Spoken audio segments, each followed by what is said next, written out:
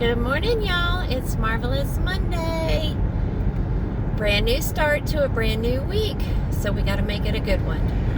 It is also Veterans Day, so I send out my heartfelt appreciation and thank you to all military, active or non. There's going to be a lot of things going on. I know there's a lot of parades. Ours here in town starts at 4 o'clock, I believe, uptown, and there are quite a few restaurants that are serving free lunch to military. So please grab your favorite one up and take off.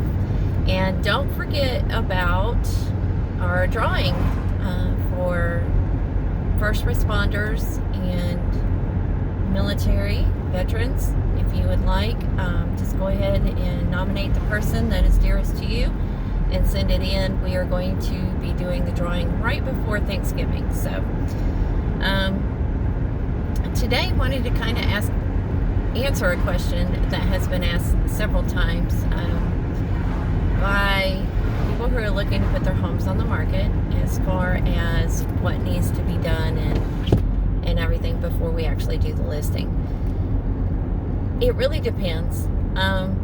But the majority of the time, the thing that you want to look at doing is making sure that all the clutter is cleared up.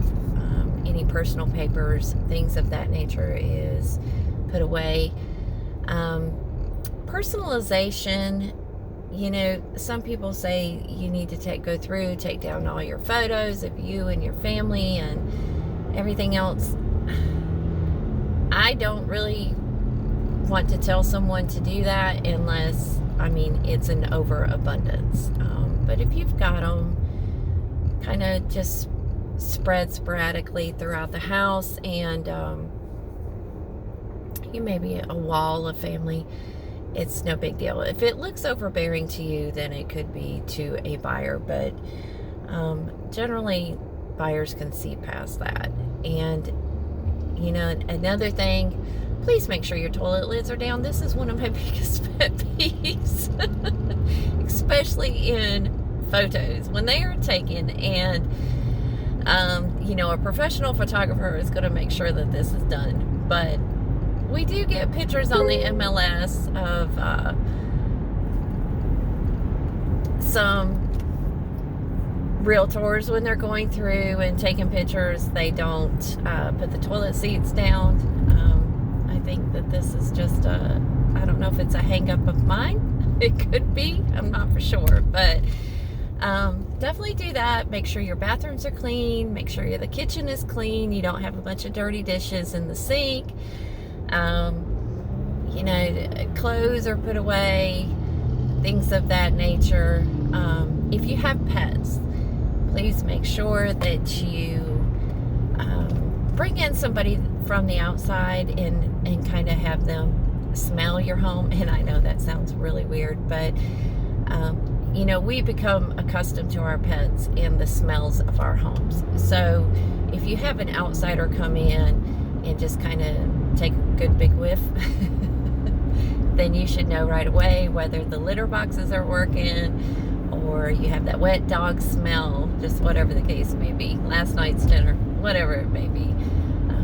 A lot of the times, that's why you'll see people baking, realtors, when they're doing open houses, they'll bake cookies or do something of that, because you've got that smell in the air, and it's not a stale, stagnant, which can really happen during this time of the year. It's getting colder.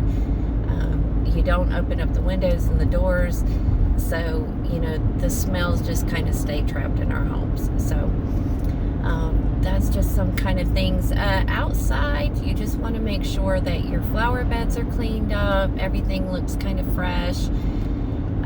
Again, getting into this time of the year, it's really hard to have a lot of pretty flowers blooming or anything, so just making sure they look fresh. Any of the dead leaves and things of that nature is taken care of.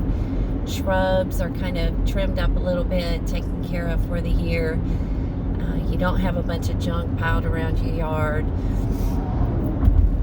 The main thing to remember is that when buyers are coming through your homes and they're walking through, you want them to be able to visualize themselves there.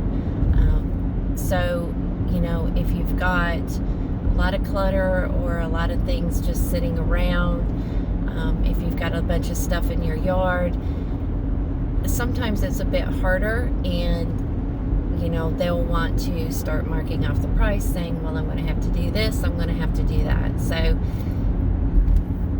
when you're ready to put your house on the market and you're ready to make that move, as emotional as it can be, you need to step back from the emotion. You need to step back from the attachment, and you want to look at it through a buyer's eyes, as if you were walking through it for the first time. You know, or just like you're getting ready to move on in your life, if you're purchasing another home, how you're looking at that new home when you walk through it. So those are just some little tidbits. I hope that everybody has a wonderful day, a wonderful Monday, and your week goes well. And I look forward to talking to you next week. Bye-bye.